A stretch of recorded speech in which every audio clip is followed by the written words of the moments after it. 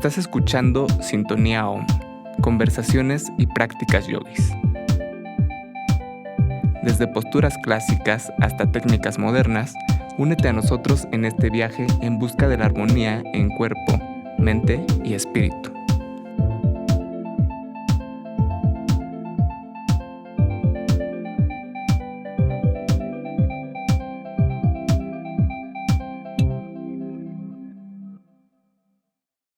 ¿Alguna vez te has preguntado de dónde vienes, a dónde vas, por qué estamos aquí o cuál es el sentido de la vida? Yo también, y te aseguro que no somos los únicos. Om Shanti y bienvenidos a todos los oyentes. De hecho, estas preguntas se han tratado de responder a lo largo de nuestra historia y hoy nos vamos a acercar un poco al Darshana Samkhya, que es uno de los 6 sistemas filosóficos más importantes de la India, que trató de responder precisamente estas mismas preguntas. Su relación con el yoga es estrecha, pues funda algunas de las bases que caracterizan los planteamientos filosóficos del yoga. Y pues bueno, es precisamente pues este preámbulo el que trae aquí de nueva cuenta a Fer Alvarado, que pues si recuerdan ya estuvo con nosotros en el episodio 2 de Sintonía Om, por lo cual pues muchas gracias Fer por estar aquí otra vez y pues por ayudarnos a echar un poquito de luz precisamente sobre este sistema filosófico. Gracias Lalo por la invitación nuevamente, y pues nada, ¿no? Son temas complejos, temas profundos, y si es difícil de entender, pues muchas veces también es difícil de transmitir, ¿no? Se puede llegar a puntos como muy complejos, pero bueno, ¿no? Intentaremos hacerlo de la forma más clara posible y pues también llevadera, ¿no? Porque que no sea un poco agotante. Súper bien. Me parece perfecto y me parece que lo vas a hacer bien porque pues siento que se te da eso, ¿no? Pues bueno, arranquemos con con lo básico, ¿no? ¿Qué es la filosofía Samkhya y cómo nace, ¿no? Ok. Bueno, como bien mencionaste, la filosofía Samkhya es uno de los 6 darshanas tradicionales del Valle Sindhu o Valle Indo, ¿no? Que era la gente que vivía en esta zona. Y bueno, darshana viene de la raíz drish, ¿no? De la etimología drish, que significa ver, ¿no? Así como en yoga hacemos el drishti, que es ver hacia un lado.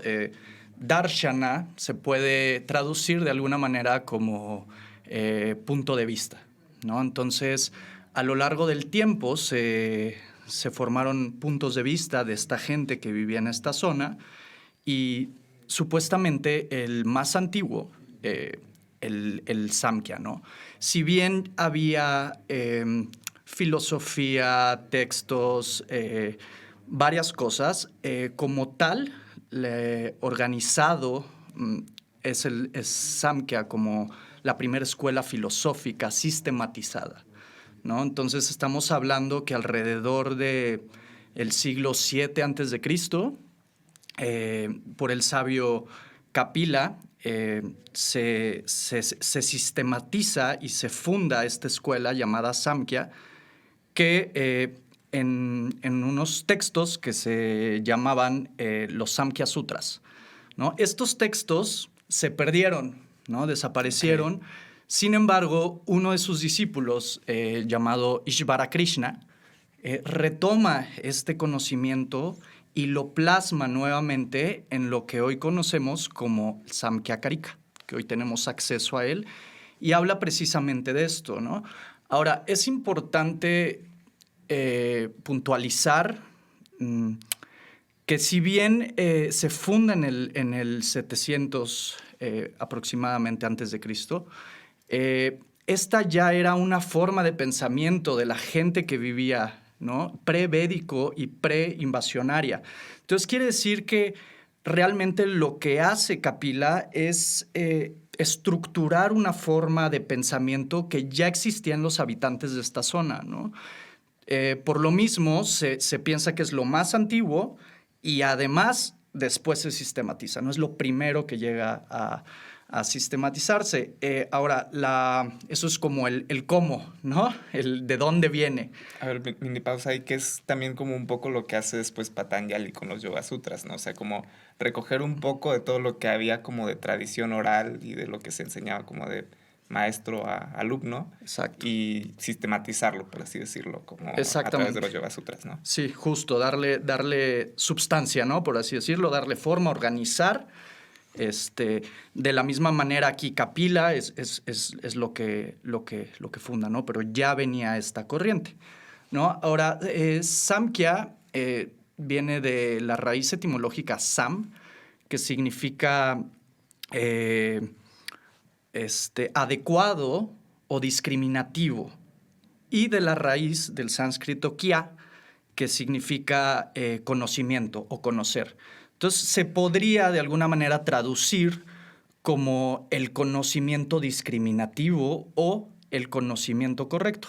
Desde mi punto de vista, por cómo efectúa el Samkhya, corresponde un poco más al conocimiento discriminativo. Y bueno, iremos tocando estos puntos, pero es justamente lo que hace, ¿no? Lo que busca es enumerar, discriminar, organizar la existencia o la experiencia fenoménica, ¿no? Todos los fenómenos que ocurren en la realidad, busca catalogarlos para poder entonces separarlos, ¿no? De qué es Purusha y qué es Prakriti, ¿no? Que son los dos fundamentos de la filosofía Samkhya, ¿no? Entonces, lo que te dice es, vamos a organizar cada elemento para entonces poder separar a estos dos que no corresponden juntos, ¿no? Por su visión dualista, ¿no? Aquí ya te habla de una separación de qué es materia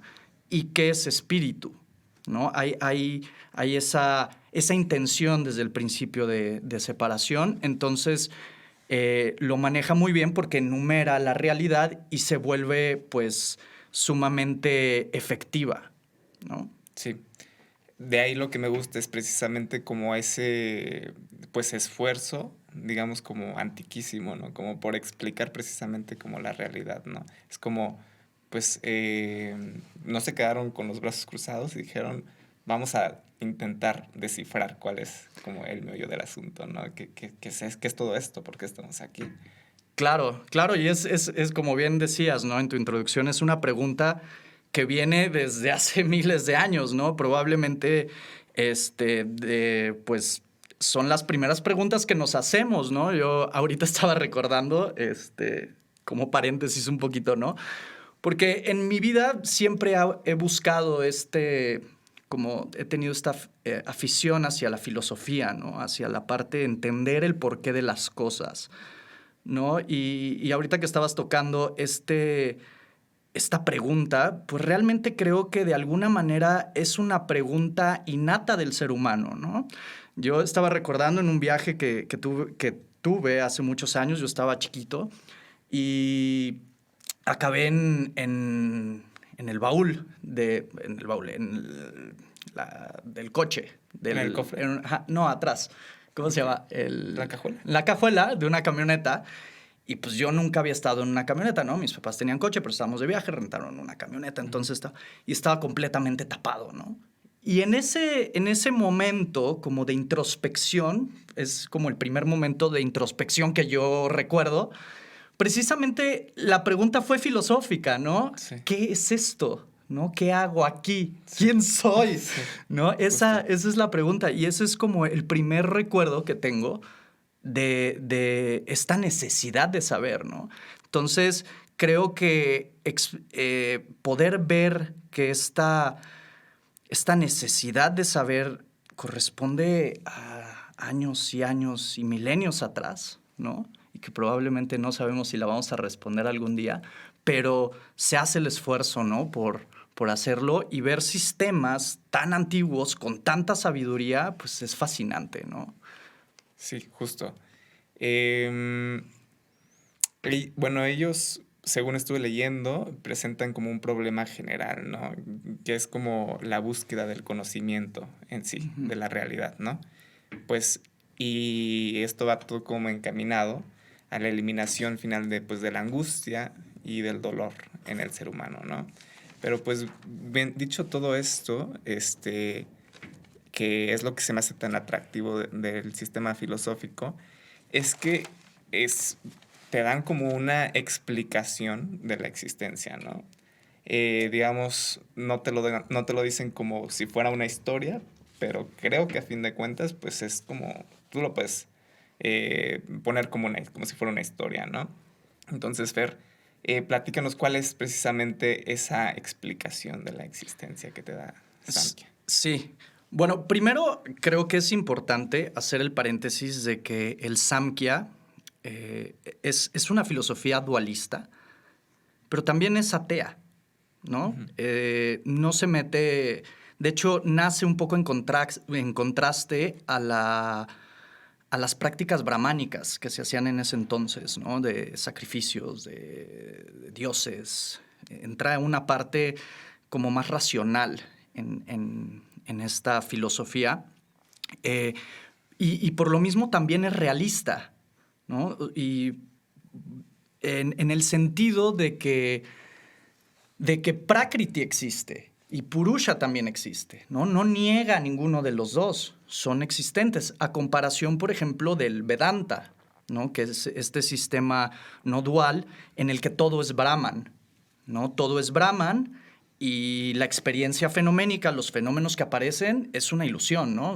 Es producto de Maya, es la ilusión y realmente, pues nosotros, cada parte de nosotros es Dios, ¿no? Está impregnado en el todo.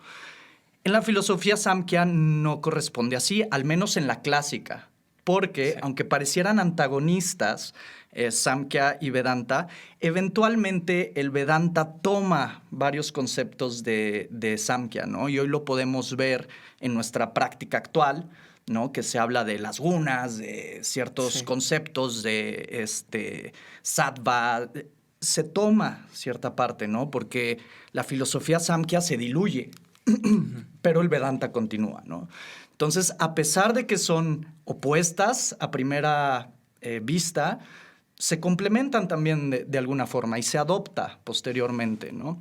Entonces, explicando esto un poco, también, pues el inicio de la creación desde el punto de vista del Samkhya es muy interesante, ¿no? Porque habla precisamente de estos dos conceptos, que es Purusha y Prakriti, ¿no? Purusha, de alguna forma, se puede ver como aquello que es inmutable, aquello que es eterno, ¿no? No está en movimiento, simplemente observa, ¿no? Y por otro lado, Prakriti, pues es toda esta energía, esta manifestación, las cosas, lo sólido, lo sutil, los pensamientos, todo aquello que es dinámico, todo aquello que se está moviendo, eso es Prakriti.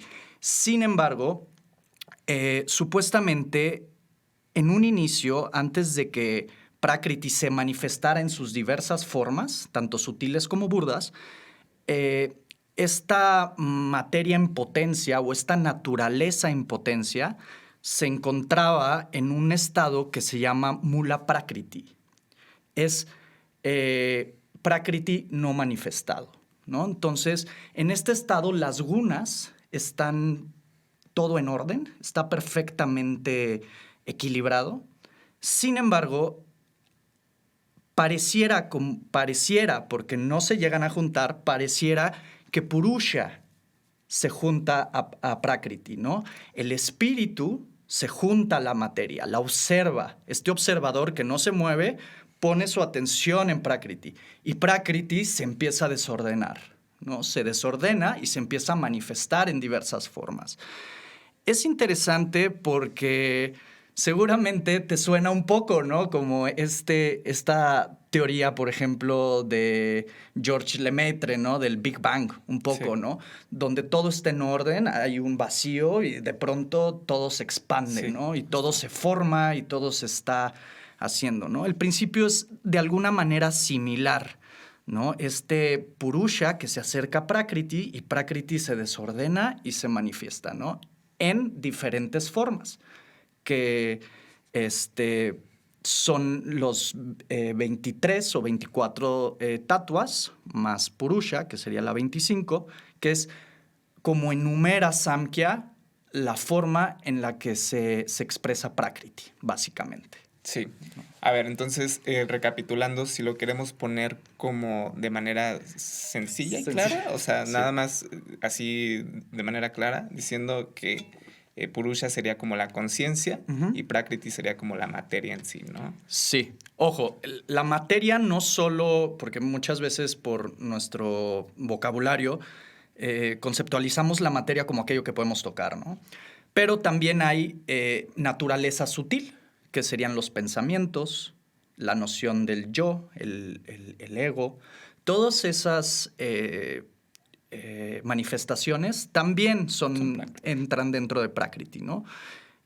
Purusha es el espíritu. Él está solo en una categoría aparte, ¿no?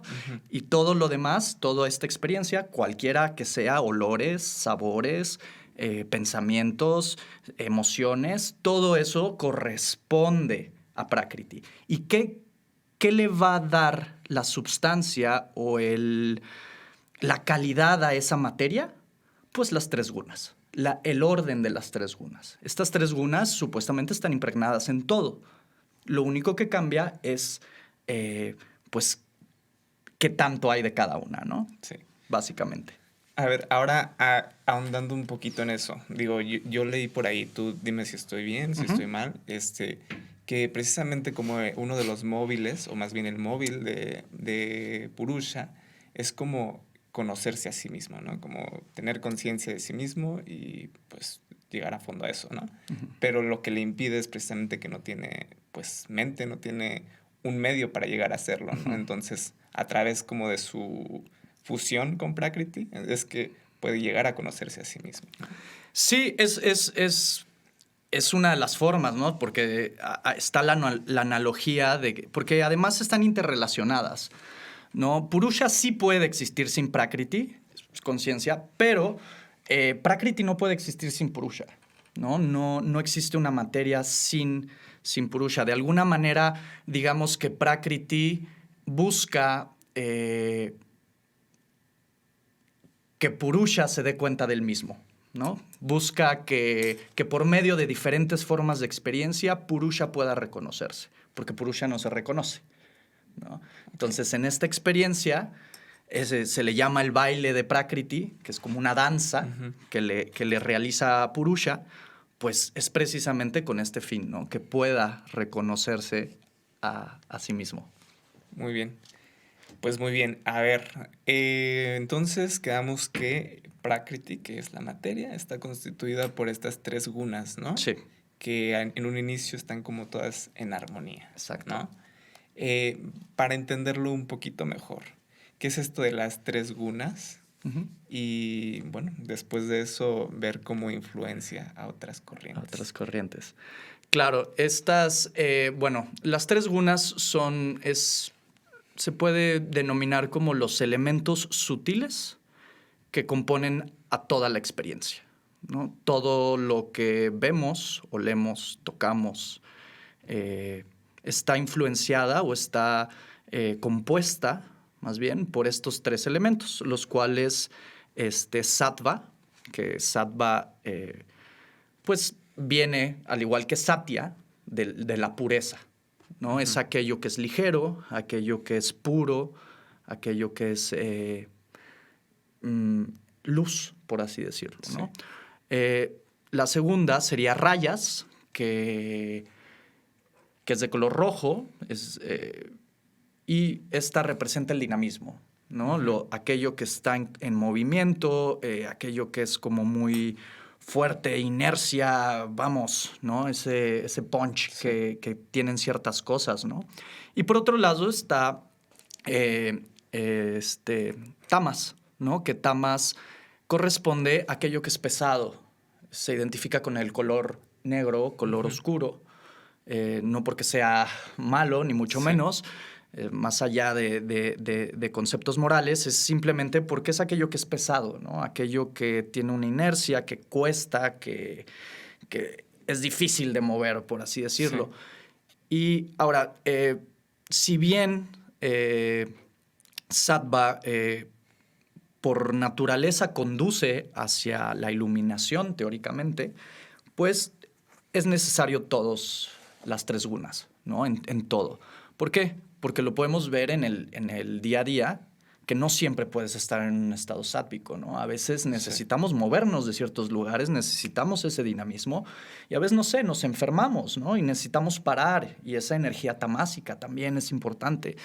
Entonces, obviamente buscamos estar lo más sádvicos posibles, porque si vives en exceso de tamas, pues depresión, ansiedad, todas estas cuestiones mentales. Y si vives en rayas, pues no paras, ¿no? La mente está en britis, ¿no? Está generando muchísimas cosas. Entonces, la justa medida de las tres gunas, tanto en nosotros como en nuestra comida, como en nuestras experiencias, pues es lo más recomendable, ¿no?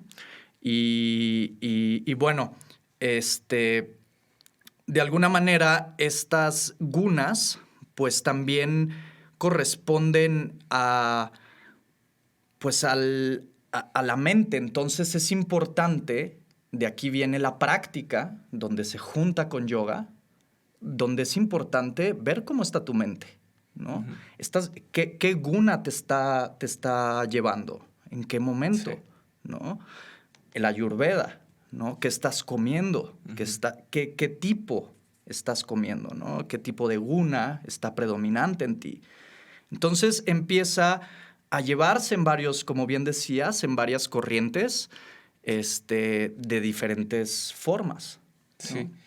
Justo como que lo relaciono un poco precisamente como cuando dicen es que tienes una práctica muy rayásica, ¿no? O estás llevando tu práctica con muchos rayas, ¿no? Lo cual me lleva también como a la siguiente pregunta, ¿no? Que si consideras que hay alguna forma como de influenciar o de regular estos gunas, de modificarlos. Sí, claro, ¿no? Hay diferentes... Es muy lindo la forma en la que se relaciona la filosofía o el Samkhya con el yoga o con otras disciplinas, porque pone el marco teórico, ¿no? El qué, y los demás ponen la práctica, ¿no? El cómo. Entonces es muy lindo ver esta unión del yoga con el Samkhya, sobre todo en el yoga clásico, en el yoga de Patanjali, se puede ver muy claro, ¿no? En el Samadhipada, ¿no? Que te dice que calmes las fluctuaciones de la mente, ¿no? Y que cuando la mente se calma, entonces la verdadera esencia se manifiesta, ¿no? Puedes observar quién eres, ¿no? Es Purusha observándose, ¿no? Cuando baja Buddhi, cuando baja Manas, que son tatuas, que creo que no los hemos hablado, para allá vamos. ahorita los vamos a tocar, cuando estos britis bajan, cuando esta parte empieza a bajar, pues la esencia, el verdadero ser, entonces se manifiesta, ¿no? Eso en el Samadhipada, ¿no? En el Sadhanapada, posteriormente, Patanjali, pues también toca el punto de desintoxicar la mente, ¿no? El cuerpo, ¿no? De que precisamente busquemos ese equilibrio de las gunas, ¿no?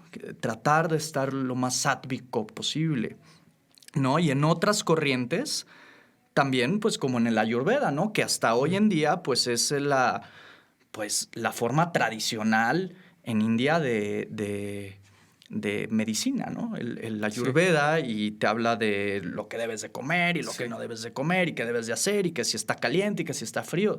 Todo este estudio nace a partir del marco teórico del Samkhya, ¿no? Entonces, por eso es tan importante como personas que practicamos yoga, pues de alguna manera conocer un poco de dónde viene, ¿no? Y de qué va esta parte filosófica. Sí, en el Ayurveda te hablan precisamente como de estas constituciones, ¿no? O sea, de Pitta, Vata y Kapha, ¿no? Y cuáles son precisamente esos gunas que caracterizan esas constituciones. Entonces, a través como de lo que comes, de lo que tomas, es como vas regulando el tipo de constitución que tienes, ¿no? Es lo que como que te puede servir precisamente para saber si yo soy muy rayásico, qué tipo de alimento puedo comer para bajarle un poquito y estar pues más en armonía, ¿no? Exacto. Entonces, pues sí, está lindo como ver esa relación que tiene precisamente con otras corrientes. Sí, sí, tiene esa relación con otras corrientes que son como muy apegadas, pero también, por ejemplo,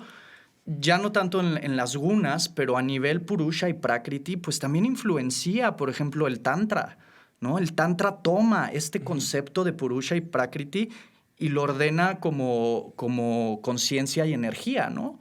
O Shiva y Shakti, ¿no? Entonces, toda esta energía que es el Shakti, pues podemos decir que es Prakriti, ¿no? Y a su vez el Tantra influencia al budismo, ¿no? Al budismo Mahayana y Vajrayana, ¿no? O sea, tiene mucha influencia en varias tradiciones espirituales y de conocimiento, ¿no?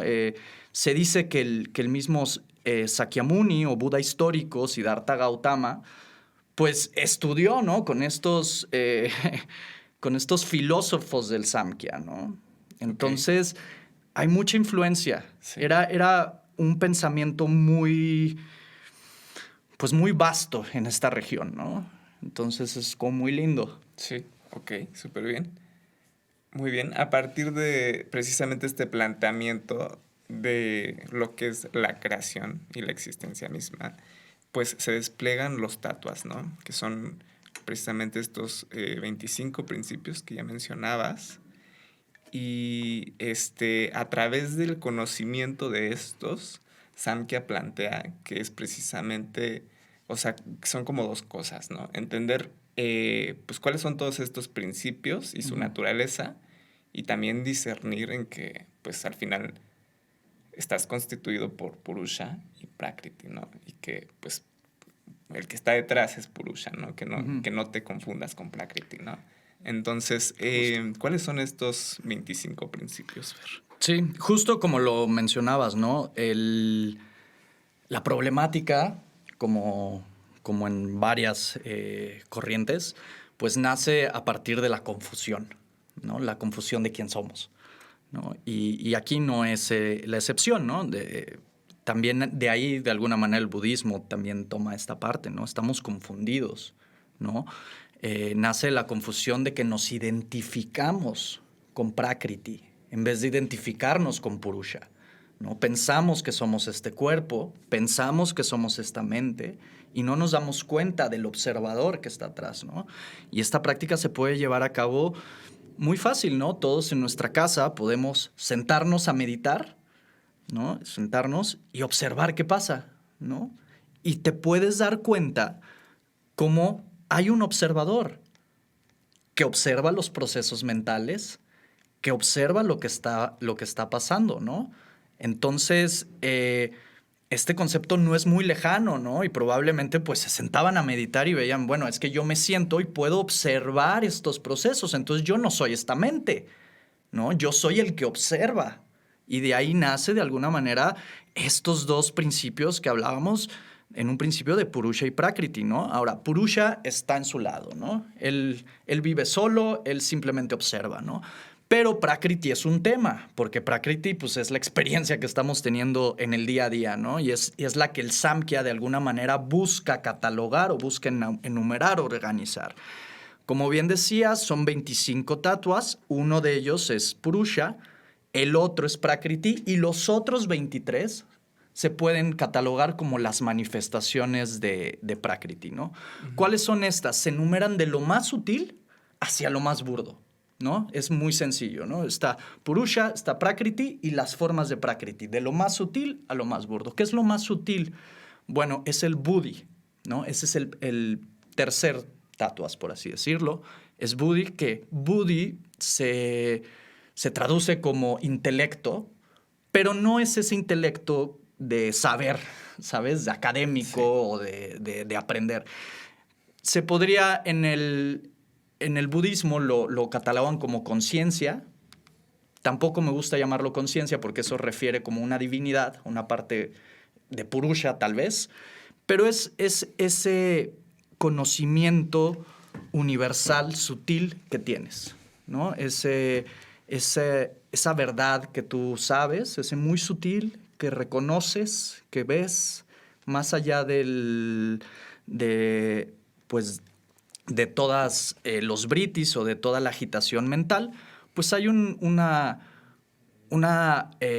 saber universal, por así decirlo. Este vendría a ser Buddhi, ¿no?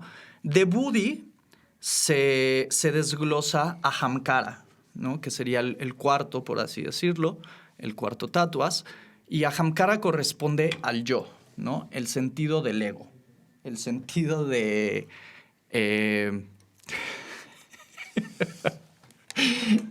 el sentido del yo, el sentido del ego, aquello que dices nosotros somos, ¿no? Yo soy el personaje, por así decirlo, ¿no? La identidad, la separación y la individualidad, ¿no? Ese vendría siendo Ahamkara. Después de Ahamkara se desglosa Manas. Manas vendría siendo la mente común, ¿no? Aquella que utilizamos en el día a día para hacer las cosas, que recopila información de los sentidos. Los sentidos le envía esto me gusta, esto no me gusta. Esta mente que utilizamos a diario en todo momento, ese vendría a ser Manas. Después se desglosan los 5 sentidos, ¿no? Los 5 sentidos, que son como en Occidente, que es la vista, el olfato, el oído, el tacto, comúnmente, y estos, como bien decíamos, reportan hacia Manas, ¿no? Después vienen las 5 formas de acción, que vendrían siendo la locomoción, la excreción, la reproducción, todo esto que hacemos, o sea, todo lo que llegamos a hacer. Después vienen los 5 elementos sutiles, que de alguna manera es aquello que tiene sonido, aquello que tiene sabor, el sonido, las formas, todas estas cuestiones. Y después vienen, ahora sí, los 5 grandes elementos o Pancha Mahabhuta, ¿no? Como se les llama en sánscrito, que son los 5 grandes elementos, que es lo que hoy conocemos, como agua, tierra, fuego, aire y éter, ¿no? Entonces, de lo más sutil, que sería Buddhi, hasta lo más burdo, que es pues lo más tangible, estos 5 o Pancha Mahabhutas, pues así cataloga Samkhya la experiencia fenoménica en sus diferentes expresiones de Prakriti. Sí, de algunas cositas que estuve revisando por ahí y que me pareció pues lindo, pues veía que precisamente, ok, sí, Purusha se fusiona con Prakriti porque Aparentemente. aparentemente porque su objetivo es conocerse a sí mismo, ¿no? Ujú. Y pues conocer también pues el mundo que lo rodea, ¿no?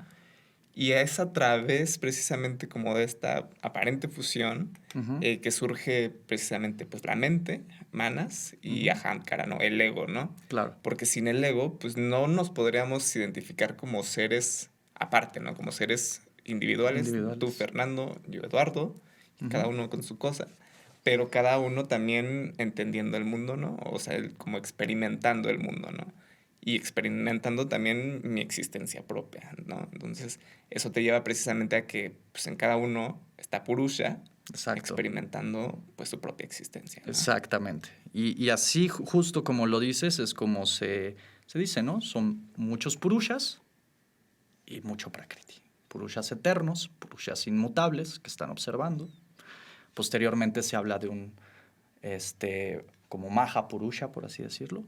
Pero realmente, en el Samkhya clásico son muchos purushas. Entonces, tú Purusha, yo Purusha, constituidos por Prakriti y la existencia llena de Sí. Prakriti y pues, la forma en la que nos relacionamos. Sí, y justo, ¿no? Entender a Prakriti como esta, pues, no sé, como ladrillos, como esta Ujú. forma de construir, pues, la realidad La misma, ¿no? realidad, justo, sí. Y conformada por estos 23 tatuas Sí. en diferente orden, que a su vez están constituidas por las 3 gunas. Sí. Un A poco ver, complejo, pero... yo había visto también algo que me latió, me gustó, me pareció atractivo, Ok. pero ya no sé si ni al caso o qué, ¿no? Tú dímelo. Ok.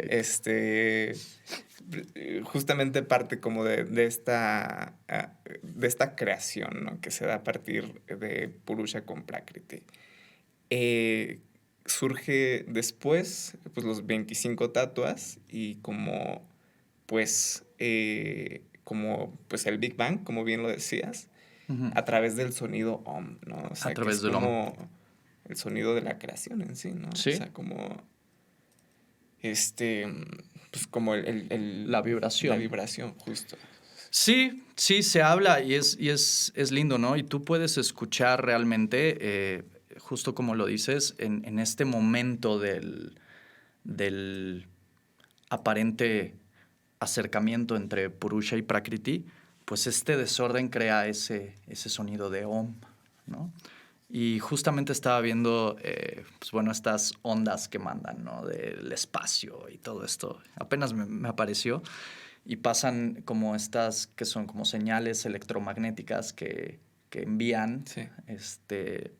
que digo, el universo no tiene sonido, pero interpretan estas ondas. Y justamente estaba viendo la de un hoyo negro, ¿no?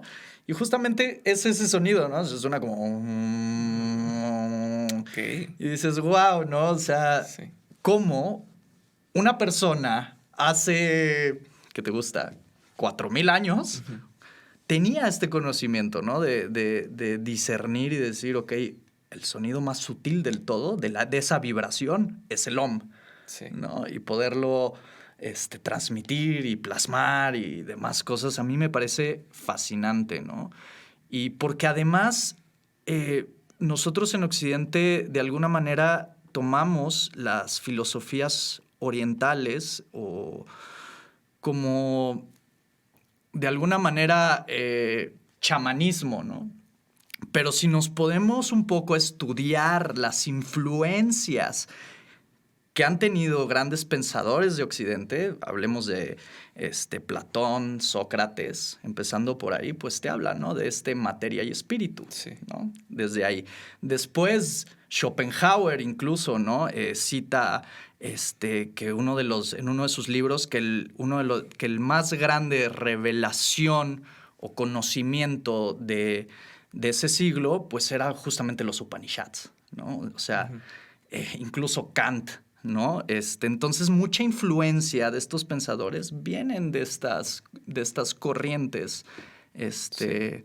del Valle Sindhu, ¿no? Y es muy interesante y darle tal vez aquí en Occidente ese peso que realmente, ese valor que tiene este conocimiento y esta búsqueda de la verdad y de la existencia hace tantos años, ¿no?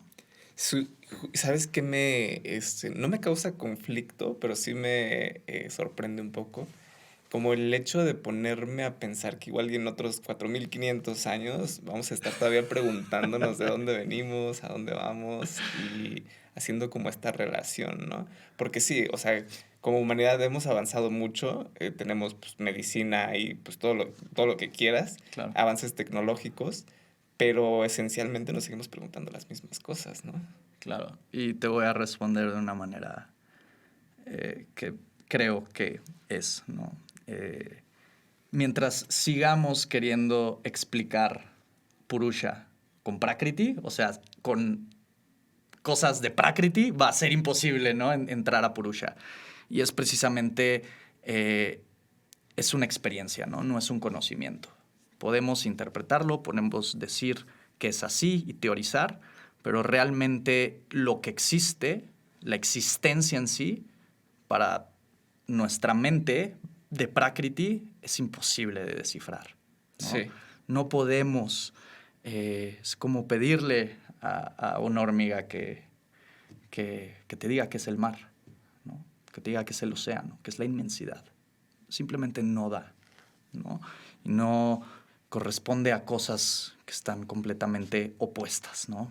Prakriti Purusha, Prakriti pues no puede explicar a Purusha, Sí. ¿no? Ahí hay algo, bueno, si quieres ya casi al final te la suelto porque es una duda que me surgió. Okay. Pero bueno, para seguir, para seguir. Para seguir. Ya nos hablabas un poquito de que en los Yoga Sutras y pues se habla un poquito también, se recupera un poquito, ¿no? Como la filosofía del Samkhya, a través precisamente como de esta parte de las gunas y como a través pues como de la meditación o el hecho como de calmar un poquito como los pensamientos o las fluctuaciones mentales, pues llegar como a ese estado sático, ¿no? Ujú. Pero, ¿qué otras cosas dirías tú que recupera Patanjali? O que se recupera más bien como en la filosofía del yoga moderno, Ujú. pues de esta filosofía, de este sistema filosófico que es el Samkhya. Sí, sí, bueno, esto que hablábamos, ¿no? De el mismo término de Purusha y Prakriti, del reconocimiento del ser, porque de alguna manera la danza de Prakriti y la forma en que Purusha puede observar te habla de una meditación, ¿no? Es darte cuenta que te das cuenta. Entonces, el marco teórico que pone el Samkhya y que toma Patanjali es exactamente el mismo, ¿no? De hecho, en los darshanas normalmente se agrupan en pares, ¿no? Y al Samkhya se le agrupa con el yoga, ¿no? Porque el conocimiento que Patanjali expone está basado en el Samkhya, ¿no? Tiene esta influencia innata. Hoy ya tenemos influencia de Vedanta, influencia de muchas otras corrientes. Ha evolucionado, evidentemente, pero en el yoga clásico es estrictamente Samkhya, ¿no? Entonces, como practicantes de yoga es importante conocer el fundamento de estos aforismos de Patanjali, ¿no? ¿Qué nos están queriendo decir? ¿A qué corresponde? ¿Qué corresponde sattva? ¿Qué corresponde rayas? ¿No? Estos britis que me están hablando, ¿no? Precisamente cómo desintoxico, ¿no? Entonces, si entiendo estas gunas, si entiendo de lo que estoy hecho, pues entonces puedo buscar la forma de hacerlo, ¿no? Entonces, el Samkhya dice qué y el yoga dice cómo lo hacemos, ¿no? Okay. Con estas prácticas, con estas meditación, con esta observación, te vas a dar cuenta de esto que propone Samkhya. Sí. Uh-huh.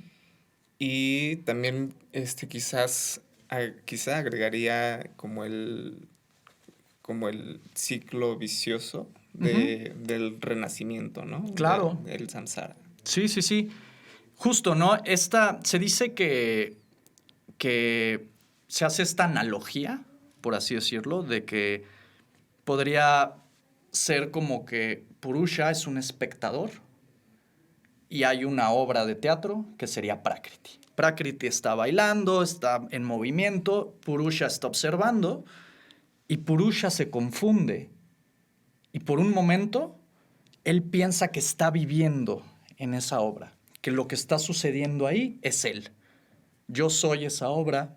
A todos nos ha pasado, ¿no? Que vemos una película y de repente por un momento te sientes adentro de la película. Te enojas. Ajá, te enojas y lloras. Ajá, lloras, toda esa situación. Digamos que pasa, según el Samkhya, algo similar. Entonces,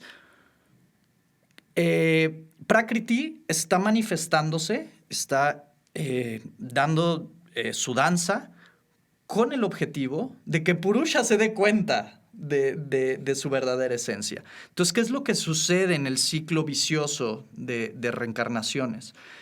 Que si Purusha no se logra identificar, pues esto va a continuar, porque esa es la meta de Prakriti. Entonces, hasta que Purusha se dé cuenta de que es una obra de teatro, pues ella va a seguir bailando, ¿no? Y eventualmente, cuando Purusha reconozca su verdadera esencia, entonces Prakriti se desdobla y deja de bailar, ¿no? La existencia ya no tiene por qué ser. Entonces se retrae. Ok. Pero entonces, ¿quién es liberado? ¿Es Purusha o es Prakriti? Es el punto, ¿no? Probablemente, en teoría es Purusha, ¿no? No liberado porque nunca estuvo, y eso es algo muy, él es eterno, ¿no? Purusha, somos eternos, o esto es lo que corresponde, ¿no? El hecho de liberar es simplemente salir de ese estado de confusión. Pero el punto que mencionábamos antes es que Purusha sí puede existir sin Prakriti, ¿no? Pero Prakriti no puede existir sin Purusha. En teoría, Prakriti regresa a este mula Prakriti, se vuelve a ordenar, se deja de manifestar y Purusha se observa a sí mismo en su esencia. Súper. Muy bien. Pues ya me queda un poquito más claro. Según Samkhya, ¿qué es lo que pasa en el momento de la iluminación? O en el momento del despertar, que ya lo tocabas un poco. Sí, sí, justo esto que hablábamos, ¿no? Pues Purusha observa la obra de teatro, la danza de Prakriti, y dice, ah, caray, no, esto es una obra, no soy yo, no es mi vida, yo soy el espectador simplemente. Entonces es lo que hoy conocemos como te das cuenta de tu verdadera esencia, a un nivel profundo, ¿no? Este samadhi, ¿no? Este estado de liberación. ¿Liberación de qué? De la confusión de Prakriti, ¿no? De la confusión de quién eres. Entonces, lo que sucede ahí es que esto que hablábamos, Prakriti se vuelve a ordenar y Purusha se da cuenta. Ahora, y esto es algo muy importante, porque también el Samkhya se rige por leyes karmáticas, ¿no? Entonces no es como que, me iluminé y desaparece la creación, ¿no? No, hay semillas kármicas que se fueron sembrando, por así decirlo, mientras estabas en confusión, mientras pensabas que eras Prakriti, se fueron sembrando semillas kármicas, ¿no? Y estas semillas van a brotar, porque esa es la ley del karma, ¿no? Algo que siembras va a brotar de una u otra manera, en diferentes dimensiones. Entonces, lo que sucede teóricamente, pues es que la persona se da cuenta de quién es realmente, pero más allá del dolor, más allá de la alegría, se reconoce en ese estado y deja de producir karma. Entonces deja de sembrar. Entonces, ¿qué es lo que sucede?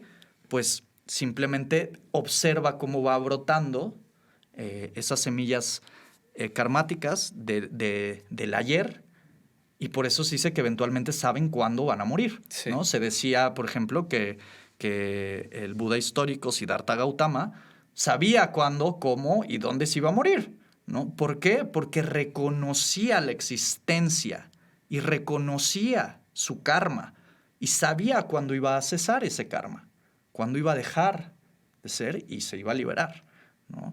Entonces, básicamente, o de alguna manera, pasa lo mismo, en teoría. Sí. Entonces, básicamente es como diciendo, no hay un yo, no hay un mío, no hay un soy. Solamente pues es Prakriti pues manifestándose, ¿no? Sí. A través de eso. Pero bueno, la duda que yo tenía A ver. ahorita era precisamente, ok, yo, Lalo, me doy cuenta, bueno, empiezo a estudiar los tatuas, ¿no? Y empiezo, pues también a tener esta conciencia de que existe, pues, Prakriti y que existe Purusha. Uh-huh. Pero realmente, ¿quién es el que se identifica como Purusha? ¿Es Buddhi o es como, pues, la mente? Uh-huh. ¿O es Purusha realmente, sabes? Uh-huh. Porque una cosa es como saberlo y tener el conocimiento, y otra cosa es, pues, que sea real, ¿sabes? Ajá. Sí, bueno, no, son tesis, son pues interpretaciones, son proposiciones de la realidad. Y de ahí pues parte la experiencia de cada una, ¿no? Ahí ya tendrá que ver el yoga, qué experiencia te da, ¿no? Cuando te sientas a meditar nuevamente, pues te puedes dar cuenta, ¿no? Te das cuenta de manas, te das cuenta de Ahamkara, te das cuenta de Buddhi, y dices, bueno, ¿quién más está? ¿No? Entonces, pues solo queda Purusha, ¿no? Supongo que seremos ese, ¿sabes? Sí, claro. Pero sí, la identificación es con Prakriti, ¿no? Sí. Según lo que entiendo, tu pregunta es como, ¿cómo sé que no me estoy identificando con Buddhi y no con Prakriti, ¿no? Sí. Pues ahora sí que como bien se dice. con Buddhi y no con Purusha. Ajá, ¿no? perdón, con Buddhi, que es Prakriti, y no con Purusha, que es pues la conciencia, ¿no? El espíritu, por así decirlo. Y pues ahí de alguna manera pues entra esta parte que te dice tu corazón, Sí. ¿no? Que nunca falla esa parte que tú sabes, ¿no? Es como cuando vas y no sabes realmente por qué, pero sabes que está bien, sabes Sí. que lo que estás haciendo es lo correcto. Algo en todas tus fibras te lo dice, ¿no? Eso es a lo que te invita el yoga, ¿no? Sí, o igual y aunque sepa la teoría, igual y en el fondo sé que todavía no estoy ahí, ¿no? Porque pues no dejas de desear, no Claro. dejas de, pues, de identificarte con el ego, de decir, pues soy esta persona que tiene un podcast, que practica yoga, que trabaja en tal lugar y que hace tal, ¿no? Y entonces sigues sintiendo satisfacción por eso, chance. Pues hasta que desaparezca eso, vas a saber que realmente ya es purusha, ¿no? Sí, sí, probablemente, ¿no? En el momento de la desintegración del cuerpo, cuando ya no estén los sentidos, cuando ya no esté. Y por eso en varias corrientes filosóficas habla del momento del morir como uno de los momentos más importantes que pueden propulsar hacia la iluminación. Porque es ese momento justo donde está esa purusha, llamándolo desde el punto de vista samkhya, está más viva que nunca, ¿sabes? Porque no hay cuerpo, porque entonces está en un estado en el que se puede potencialmente reconocer. Entonces, por eso es muy importante, ¿no? Y justo más allá de lo que busca el Samkhya, como lo que busca el budismo, es darle la explicación al sufrimiento, ¿no? ¿Cómo dejo de sufrir, ¿no? Y te propone, bueno, estás identificado con algo que no eres tú. Estás identificado con la materia. Estás identificado con esto. Cuando realmente tu esencia es espíritu, es eterna y no cambia, ¿no? Sí. Muy bien. Hablábamos también de este concepto de la transmigración o reencarnación, ¿no? Ya lo Sí. tocamos, ya lo dijimos varias veces, pero ¿cómo lo resumirías, Fer? Como pues esta mecánica que existe. Es que Lalo está pise y pise el cable de mis audífonos. Una disculpa. No, al contrario. Disfruto mucho estos momentos que no están previstos. Okay. ¿Me puedes repetir la pregunta? ¿Cómo definirías precisamente como esta dinámica, por así decirlo, Uh-huh. del concepto de la transmigración o la reencarnación? La dinámica. Sí, o sea, ¿Qué es? ¿qué es lo que sucede? Uh-huh. Y a grandes rasgos, como por qué sucede la reencarnación, ¿no? Uh-huh. Sí, bueno, aunque para aquí en Occidente suena muy tentador el hecho de estar reencarnando sin fin, Sí. desde el punto de vista de estas filosofías, lo que buscas es la liberación, ¿no? Nosotros estamos muy apegados a nuestros sentidos y a la experiencia, ¿no? Nos gusta mucho vivir, nos gusta mucho saborear, nos gusta mucho el placer hedónico, ¿no? Es algo que nos gusta mucho y la idea de estar reencarnando, pues suena bastante atractiva, ¿no? Pero para estas filosofías, pues se busca el cese de la reencarnación compulsiva, ¿no? Se le llama reencarnación compulsiva, ¿por qué? Porque lo que deriva esa reencarnación es tu karma, ¿no? Son las leyes karmáticas. O sea, tú no decides. Y la mayoría de las personas, en teoría, estamos en ese ciclo que conocemos comúnmente como samsara, de nacimiento y muerte, constantemente. Y lo que buscamos precisamente es lo que posteriormente se denomina como moksha, o liberación, y en la tradición del Buda Dharma como nirvana, ¿no? Que es ese cese completo de la experiencia que corresponde precisamente a esta separación de Purusha y de Prakriti.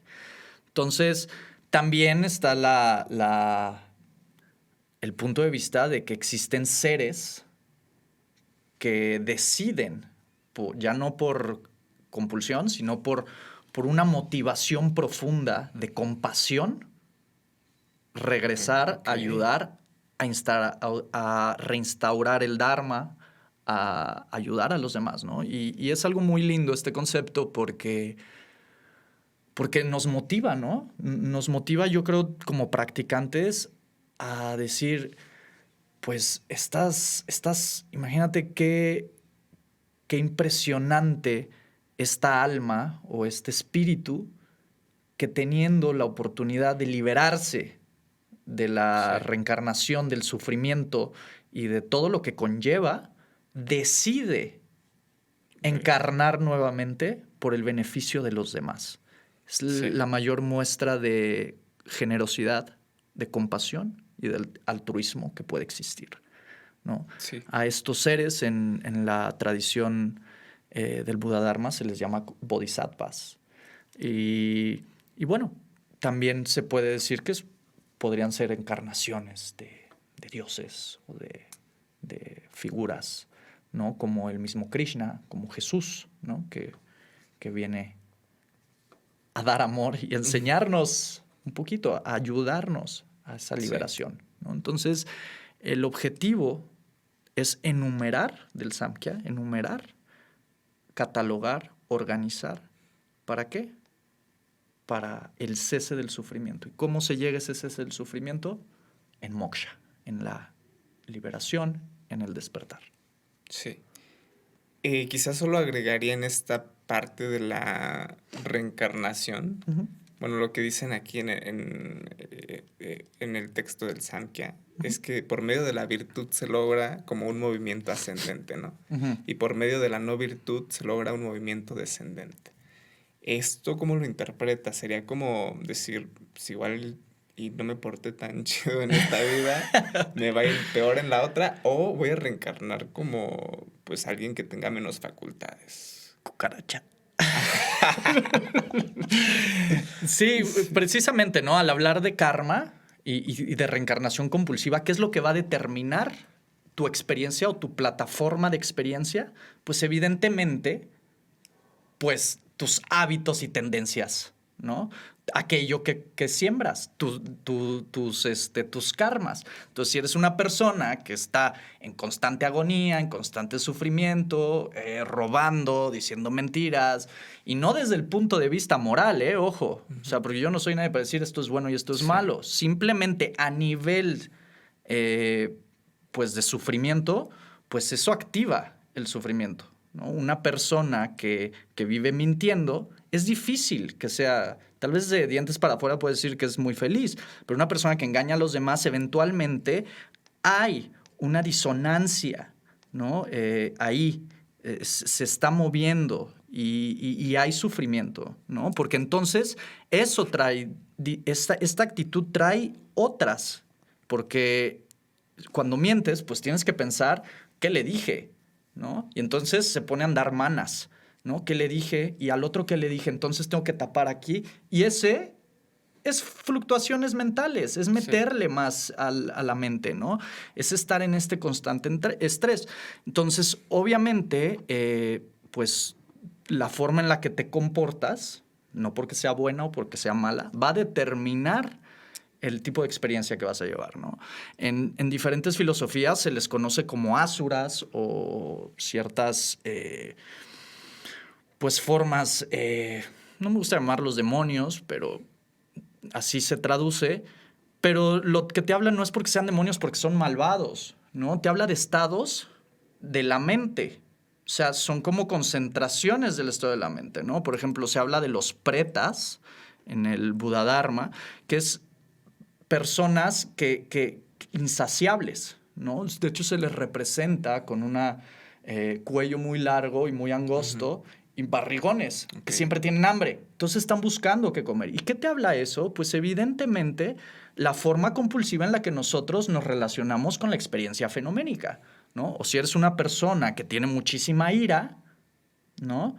Pues también, ¿no? Está esta denominación. Si eres una persona inconsciente, una persona que no cultiva la sabiduría, pues está el reino animal, ¿no? Y así en diferentes reinos. Entonces, lo que se plantea, sí, precisamente es que tu plataforma de experiencia viene derivada de tu karma y de tus hábitos y tendencias, ¿no? La forma en la que te comportas. Ok, sí, entonces sí, Entonces, cucaracha sí, 100%. cucaracha. Súper. Ok. Wow. Bueno,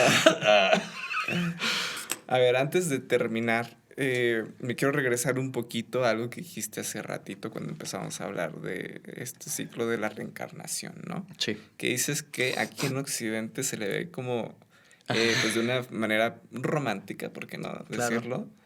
Y justamente acabo de ver una película que Ajá. se llama Vidas Pasadas, ¿no? Es de estas películas que están Ok. nominadas a los Oscars. Ok. Y te plantea precisamente pues de la existencia del ciclo de la reencarnación, pero desde un punto de vista como más romántico, ¿no? Ajá. Ellos dicen que en Corea hay una leyenda que te habla como del Inyun, no sé si lo estoy diciendo bien, Ok.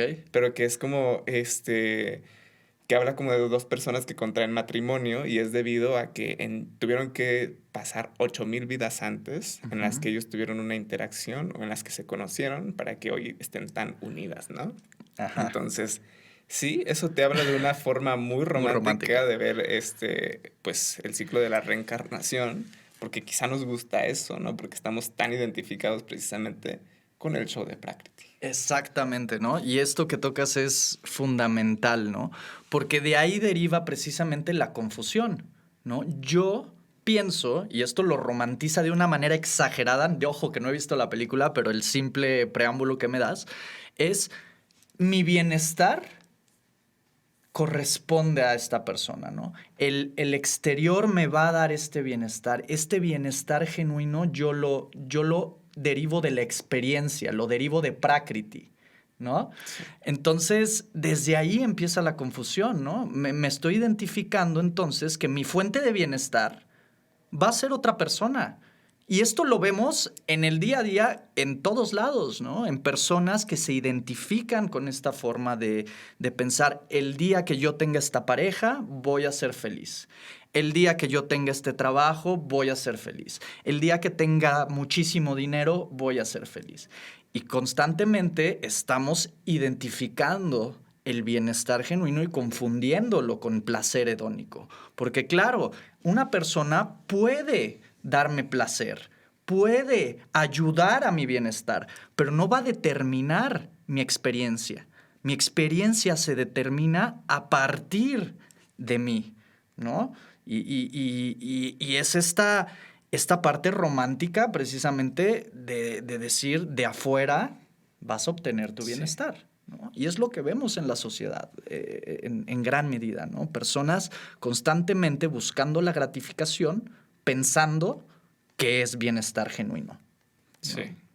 Entonces, en una de esas, igual y sí tuvieron que tener 1000 vidas y encontrarse 8000 veces para poder hoy estar casados y pues al final seguir ahí, pero no quiere decir que esté bien, ¿no? Okay. Pues al final no quiere decir que eso les va a dar bienestar genuino, ¿no? Eso es evidente. Tu bienestar deriva de ti mismo, ¿no? Suena muy trillado, pero así es, ¿no? Tú defines la experiencia que tienes. La experiencia no tiene identidad intrínseca, no puede generar, no está en su capacidad generar purusha. Prakriti no puede generar purusha, ¿sabes? Sí. Ok. Muy bien, pues ahora sí, para terminar, Fer, platícanos qué es lo que te gusta precisamente pues de este sistema filosófico, qué es lo que te parece atractivo de esta... Me parece, a ver, me parece sumamente lógico en muchos sentidos. Me parece muy práctico el hecho de enumerar, de catalogar la experiencia y no decirla que es simplemente ilusión.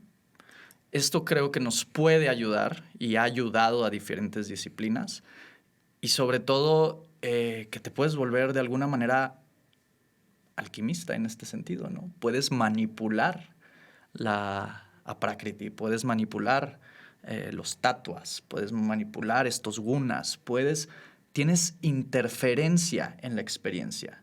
Y eso es sumamente valioso porque entonces lo que te está diciendo es que está en tus manos tu bienestar, que tus pensamientos sean sádvicos, que lo que comes sea lo adecuado para ti, que puedas tener poner ese campo fértil para que tu espiritualidad florezca, ¿no? Entonces, empodera bastante, es muy práctico, Sí. ¿no? Y eso me gusta, me gusta que no se queda en la parte del aire, de la teoría y nada más, sino que con la ayuda de diferentes corrientes o prácticas como el yoga, como la ayurveda, como el tantra, podemos influenciar la experiencia fenoménica.